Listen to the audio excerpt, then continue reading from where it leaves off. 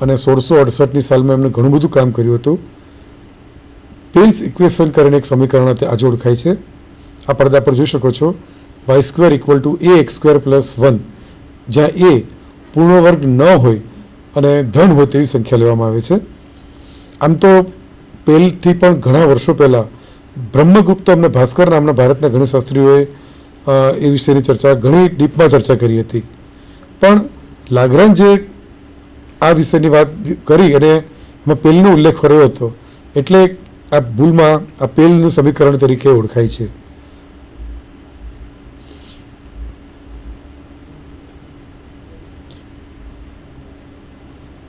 મેં કીધું એ પ્રમાણે બ્રહ્મગુપ્તોએ આ વિષયની પેલના સમીકરણ વિશેની બહુ ડિટેલમાં ચર્ચા કરી હતી અને તેનો ઉલ્લેખ બ્રહ્મસ્ફુટ સિદ્ધાંતમાં આપેલો છે.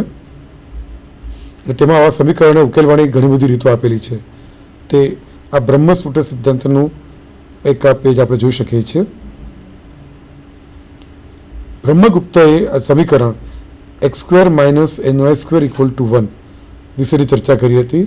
અમને એક આઈડેન્ટિટી ની વાત કરી હતી, જે નીચે આપ જોઈ શકો છો, x1² - ny1² × x2² - ny2² = જમણી બાજુ આપ જોઈ શકો છો કે x² - ny² સ્વરૂપમાં જ કંઈક આવેલું છે. અને આ આઈડેન્ટિટીનો ઉપયોગ કરીને તેમણે પેલના સમીકરણના ઉકેલો વિશેની વાત કરી હતી. જેમ કે બે સમીકરણ આપણે આગળ હોય, x² - ny² = k1 અને x² - ny² = k2. ધારો કે આ બંને સમીકરણોના ઉકેલો, પહેલાનો ઉકેલ છે x1y1 અને બીજા સમીકરણનો ઉકેલ છે x2y2. તો આપણે જોઈ શકીએ કે x = x1x2 + ny1y2 અને y = x1y2 + x2y1 તે x² - ny² = k1 × k2 ઉકેલ થાય છે.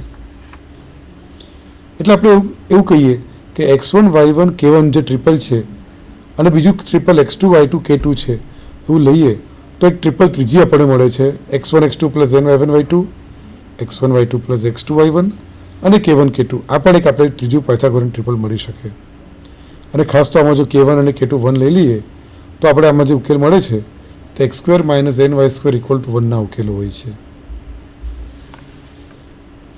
બ્રહ્મગુપ્તએ એવું સાબિત કર્યું કે જો x² - ny² = k ને k = 1 2 માટે 1 2 અને 4 માટે ઉકેલ હોય, તો પછી x² = ny² = 1 કયો કે x² - ny² = -1 લઈએ તો એ બંને સમીકરણને ઓલવેઝ ઉકેલ મળે જ છે.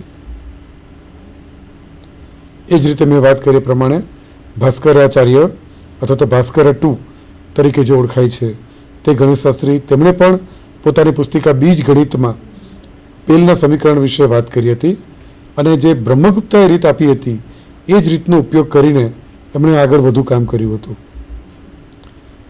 ભાસ્કરની મેથડ, જેને ચક્રવાલ મેથડ તરીકે ઓળખાય છે, અને એને પેલના સમીકરણ ઉકેલ મેળવવા માટેની બહુ સુંદર આલ્ગોરિધમ આપ્યું હતું. જેમ કે એના ઉકેલ તરીકે એક બીજ એક AB આપેલો હોય, એક સોલ્યુશન AB આપેલો હોય, તો એ જ ABનો ઉપયોગ કરીને એકથી વધુ ઉકેલ આપણે મેળવી શકીએ છીએ. અને એ ચક્ર જેને કહેવાય, એટલે તેના પરથી ચક્રવાલ મેથડ, ચક્રવાલ રીત, એ રીતનું નામ એમને આપ્યું હતું. અને એને બીજ ગણિતમાં એક બહુ જ સુંદર ઉદાહરણ, બહુ જ ઇન્ટરેસ્ટિંગ એક્ઝામ્પલ આપ્યો હતો. જેમ કે 61x² + 1 = y². આ પહેલું સમીકરણ આપણે લઈએ તો તેનું નાનામાં નાનો ઉકેલ, એટલે x = 1 2 3 4 કેવું કિંમત મૂકીને જોઈએ તો સૌથી પહેલો ઉકેલ આનો જે મળે છે ધન પૂર્ણાંક સંખ્યામાં, ત્યાં પડદા પર નિહાળી શકો છો જે કેટલો મોટો ઉકેલ છે.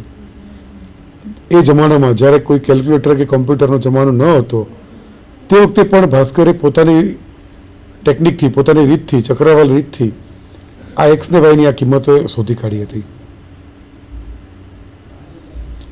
હવે મારે વાત કરવી છે વિખ્યાત ગણિતશાસ્ત્રી પિયર ડી ફરમાટ વિશે. એ ફ્રેન્ચ ગણિતશાસ્ત્રી હતા. સંખ્યા ગણિત વિશે એમણે બહુ જ કામ કર્યું હતું. અને આમ તો એ ધંધાકીય રીતે લોયર હતા, પણ એમને ગણિતમાં ખૂબ જ રસ હતો અને એમણે કામ કર્યું હતું બધું. 1637ની સાલમાં જ્યારે પેલું એ એરેથમેટિકા વાંચતા હતા ત્યારે એમણે ઘણા બધા સમીકરણો જોયા, ડાયાફન્ટસે લખેલા, અને એમાં પાયથાગોરસ થિયરમની પણ એમાં વાત હતી. તો તેના ઉકેલો વિશે એમને જોયું. એટલે પાયથાગોરસ ઇક્વેશન એટલે x square plus y square equal to z square હમણાં જ આપણે જોયું. તરત જ ફરમાના મગજમાં એ સવાલ આવ્યો કે x square plus y square equal to z square શું કામ? જો આપણે x cube plus y cube equal to z cube લઈએ કે પછી x raise to 4 plus y raise to 4 equal to z raise to 4 લઈએ તો શું આ સમીકરણનો ઉકેલ છે? એટલે આ પ્રશ્ન દ્વારા એને તરત જ એક સમીકરણ વિચાર આવ્યો કે x raise to n plus y raise to n equal to z raise to n સમીકરણ હોય જ્યાં એક્સ કે વાય કે ઝેડ આ ત્રણમાંથી કોઈ પણ શૂન્ય નથી અને એની કિંમત 3 કે એથી મોટું કોઈ પણ પૂર્ણાંક સંખ્યા હોય તો શું આ સમીકરણનો ઉકેલ છે? અને આ એક પ્રશ્ન દ્વારા એ વિશ્વવિખ્યાત તેઓ થઈ ગયા હતા જેથી આજે પણ દરેક ગણિતશાસ્ત્રીઓ એમને યાદ કરતા હોય છે.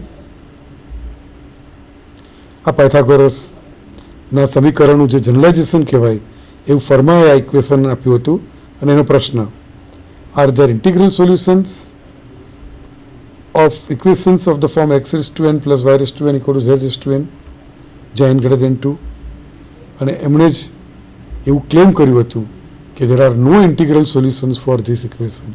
એટલે કે હમણાં જે સમીકરણની વાત કરી એના એક પણ સોલ્યુશન નથી એવું એમણે ક્લેમ કર્યું હતું. અને ત્યારબાદ એમણે એવું સ્પેશિયલ કેસમાં પ્રૂવ કર્યું હતું કે x raise to 4 plus y raise to 4 equal to z square કે પછી માઇનસ હોય વચ્ચે x raise to 4 minus y raise to 4 equal to z square આમાંના કોઈ પણ ડાયફન્ટાઇન ઇક્વેશનને સોલ્યુશન નથી. અને ત્યારબાદ એમણે એવું તારવ્યું હતું કે Diophantine equation x raise to 4 plus y raise to 4 equal to z raise to 4 એને ધન પૂર્ણાંક સંખ્યામાં એક પણ ઉકેલ નથી. ત્યારબાદ ઘણા ગણિતશાસ્ત્રીઓએ આ પ્રશ્નને ઉકેલવાની કોશિશ કરી કે x raise to n plus y raise to n equal to z raise to n ઉકેલ છે કે નહીં, પણ કોઈને ઉકેલ મળતો ન હતો. વર્ષો વીતતા ગયા અને ગણિતશાસ્ત્રીઓ એને પ્રૂવ કરવાની કોશિશ કરતા ગયા. લિયોનાર્ડ યુલર આપણે જેને કહીએ છીએ તેણે વાત કરી હતી. સોફિયા જર્મેન તેણે પણ ટ્રાય કર્યા હતા આ ઉકેલ મેળવવા માટે અને કોશી નામના ગણિતશાસ્ત્રી તેણે પણ આ ઉકેલ માટેને ઘણી ટ્રાય કરી હતી પણ આ બધામાંથી કોઈ સક્સેસફુલ ગયા નહીં. 1753ની સાલમાં 83 વર્ષ પછી ઓઇલરે એવું સાબિત કરી બતાવ્યું કે n ઇક્વલ ટુ 3 માટે ફરમાઝ લાસ્ટ થિયરમને કોઈ પણ ઉકેલ નથી. એટલે ફરમાએ જે પ્રોબ્લેમ આપ્યો હતો એના એક સદી પછી પણ એમના સમીકરણના ફક્ત 2 જ કેસ સાબિત થયા હતા. n ઇક્વલ ટુ 3 માટે યુલર સાબિત કર્યું હતું અને n ઇક્વલ ટુ 4 માટે ફરમાએ પોતે સાબિતી આપી હતી. 19મી સદીની શરૂઆતમાં લોકો એવું માનવા માંડ્યા કે ગણિતશાસ્ત્રમાં સૌથી અઘરામાં અઘરો પ્રશ્ન જો હોય તો ફરમાઝ લાસ્ટ થિયરમ છે અને પછી ત્યાર પછી કોઈ એના વિશેનું કાર્ય ખાસ થયું નહીં. સોફિયા જર્મને પછી કામ કર્યું, સ્પેશિયલ કેસ આપ્યા અને એક જનરલ મેથડ આપી સોલ્વ કરવા માટેની અને એ બહુ જ મોટું કામ કહેવાયું. 1825માં લિજેન્ડ્રીએ n ઇક્વલ ટુ 5 માટેની સાબિતી આપી. 1832માં ડિરિચલેટ નામના ગણિતશાસ્ત્રીએ n ઇક્વલ ટુ 14 વિશે વાત કરી. લામી જે 1839માં n ઇક્વલ ટુ 7 માટેનો કેસ આપ્યો અને પછી 1900ની સાલમાં વિશ્વવિખ્યાત ગણિતશાસ્ત્રી હિલ્બર્ટે ઇન્ટરનેશનલ કોંગ્રેસ ઓફ મેથેમેટિશિયન્સ જે પેરિસમાં ભરાઈ હતી ત્યાં એમણે આ પ્રશ્ન રજૂ કર્યો અને મેથેમેટિકલ કોમ્યુનિટીને ચેલેન્જ કર્યું કે ફરમાઝ થિયરમ સોલ્વ કરો. ફરમાઝ થિયરમના સ્પેશિયલ કેસીસ પ્રૂવ થયા હતા પણ જનરલ સાબિતી નથી મળી અને અંતે 1995માં એન્ડ્રુ વાઇલ્સ નામના ગણિતશાસ્ત્રીએ આ પ્રશ્નનો ઉકેલ આપ્યો હતો. આમ વાઇલ્સ અને ફરમા બંનેનું નામ એક સાથે સંકળાયું આ થિયરમ દ્વારા અને Fermat's equation x raise to n plus y raise to n equal to z raise to n has no integer solutions in integers for n greater than or equal to 3. આવું Andrew વાઇલ્સે કહ્યું હતું. Andrew વાઇલ્સે સાબિતી આપી હતી કે જેનો photograph આ પડદા પર નિહાળી શકો છો. આ સાબિત થયા પછી એના વિશેની એક સ્ટેમ્પ પણ બહાર પડી હતી. આ એમના બે ફોટોગ્રાફ છે એન્ડ્રુ વાઇલ્સના.